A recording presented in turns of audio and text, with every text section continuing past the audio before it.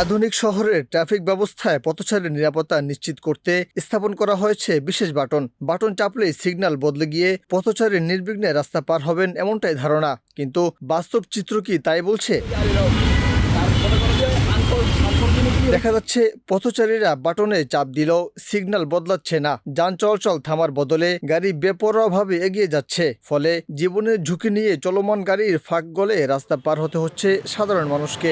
এটা আসলে যেমন ড্রাইভার তেমন সাধারণ মানুষের সচেতন হওয়া প্রয়োজন।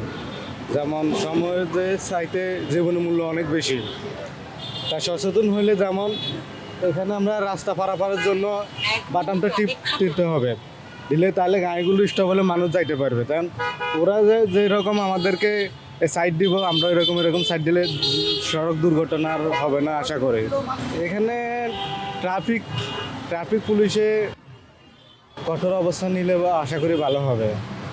শুধু সাধারণ চালক নয়, ট্রাফিক নিয়ন্ত্রণের দায়িত্ব থাকা পুলিশ সদস্যরা অনেক সময় এই সিস্টেমকে তেমন গুরুত্ব দিচ্ছেন না, ফলে আরো বড় হচ্ছে বিশৃঙ্খলা।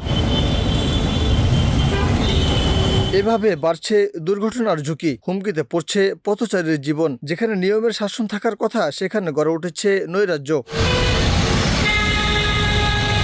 প্রশ্ন উঠেছে, এই উদ্যোগ কি কেবল লোক দেখানো? আধুনিক এই ব্যবস্থার কার্যকর না হলে এর মানেই বা কি? দায় কে নিবে? পথচারীর নিরাপত্তা কি কেবল নথিতে সীমাবদ্ধ থাকবে? মনে করেন সিঙ্গেল মানার উচিত। কখন দুর্ঘটনা ঘটে যায়, কখন যায় না, 5 মিনিট পরে যায়। পাবলিক তো এটা মানে না। পাবলিক গাড়িগুলো চলতে আছে, পাবলিকে যাইতে আছে, এটা লাগাই লাভ কি তাহাল? যেটা লাগানোর পর এখানে সিগন্যাল দিল, সেখানে গাড়িগুলো থামা উচিত কিনা? থামানো উচিত। গাড়ি কি থামছে না, কোনো গাড়ি থামে না।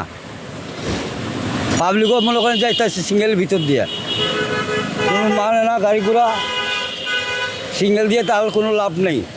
কার্যকর ট্রাফিক ব্যবস্থা ও পথচারীর নিরাপদ সড়ক নিশ্চিত করতে প্রয়োজন যথাযথ নজরদারি, নিয়মের কঠোর প্রয়োগ এবং সর্বোপরি জনসচেতনতা। মহিউদ্দিন আহমদ, প্রজন্ম 24।